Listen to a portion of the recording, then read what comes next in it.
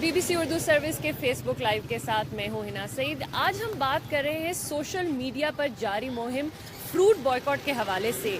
ये movement start हुई social media से और अब ये फैल गई है पूरे पाकिस्तान में, चाहे लाहौर हो, कराची हो, इस्लामाबाद हो, पिंडी हो, मुल्तान हो, हर शहर में अवाम बात कर रही है फ्रूट बॉयकॉट के हवाले से। और क्या सोच है इसके पीछे, क्यों लोग चाह रहे हैं इस फ्रूट बॉयकॉट को, इसके पीछे एक बहुत सिंपल बात है। दुनिया भर में कहीं भी कोई त्यौहार आता है, कोई भी रिलीजियस महीना आता है तो लोगों के लिए सहूलत फराहम की जाती है। जो कमोडिटीज़ हैं, जो आम इस्तेमाल की चीज़ें, उनकी कीमतें कम हो जाती हैं।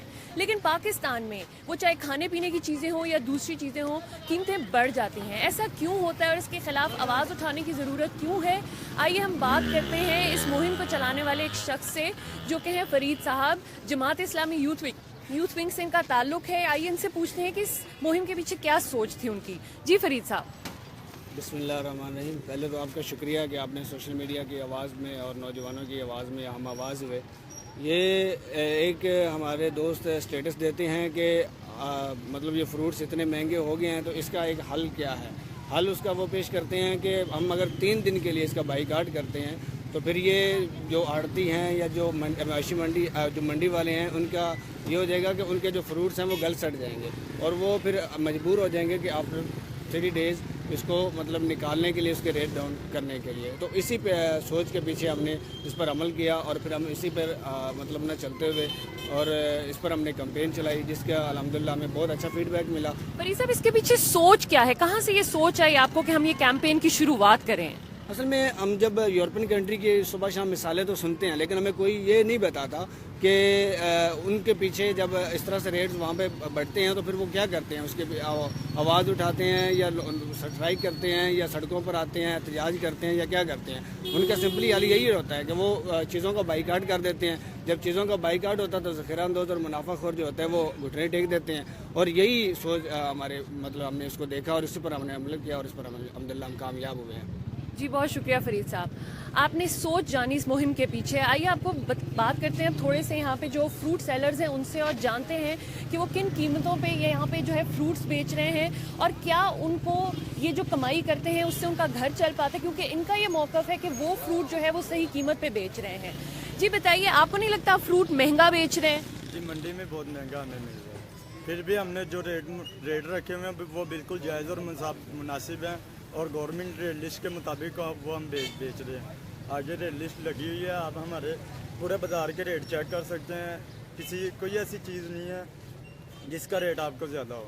लेकिन रमज़ान से पहले यही जो फ्रूट आप आज बेच रहे हैं इसकी कीमत 20 से 30% कम थी, तो अब महंगी क्यों हो गई है? वो मंडी में महंगी होगी, लेकिन वो कभी कभी ऐसा हो जाता है जो फल मंडी में कम हो जाए तो वो उसका रेट जो है ना वो ज़्यादा हो जाता है। वरना आम रूटीन पे आज से 1 हफ्ता पीछे चले जाएं, उसके मुताबिक रेट और जो आजकल का रेट चल रहा है वो सेम ही है।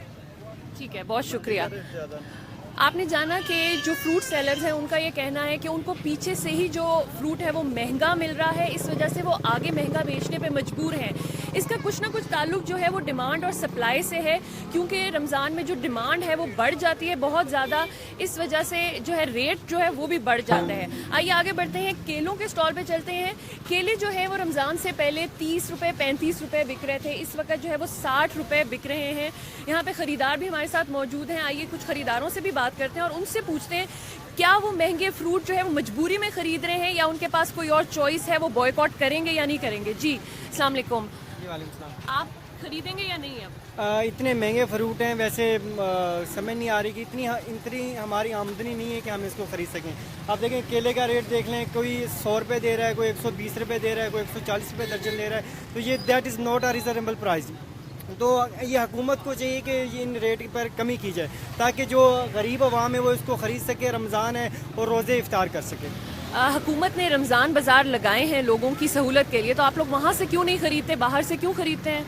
अच्छा, वहाँ पे रमज़ान बाज़ार में भी हम जाते हैं, हमें कोई इतना कोई मुनासिब डिस्काउंट नज़र नहीं आ रहा। अब एक बंदे की ज़रूरत है, वो वहाँ नहीं जा सकता तो उसने रास्ते से कोई ना कोई चीज़ परचेज़ करनी है, अपने बच्चों के लिए लेके जानी है, तो वो वहाँ से और यहाँ से मुझे कोई इतना कोई फ़र्क नहीं नज़र आया, क्योंकि मैं अक्सर इतवार बाज़ार भी जाता रहता हूँ, विजिट करता रहता हूँ, मुझे कोई और इसमें कोई ज़्यादा कोई प्राइस का फ़र्क नहीं नज़र आ रहा। इस वक्त जो सबसे अहम सवाल है वो ये है कि 3 दिन का बॉयकॉट का ऐलान किया है सोशल मीडिया पर। अवाम यकजा होकर क्या ये बॉयकॉट करेगी? क्या आप अवाम का हिस्सा होकर ये बॉयकॉट करेंगे या नहीं? जी मैं बिल्कुल अवाम का हिस्सा हूँ, मैं ये बाइकआउट करूँगा। मैं अवाम के साथ हूँ, जिस तरह अवाम है मैं उसके साथ चलूँगा और बाइकआउट करने के लिए मैं तैयार हूँ। बहुत शुक्रिया BBC उर्दू सर्विस से बात करने का।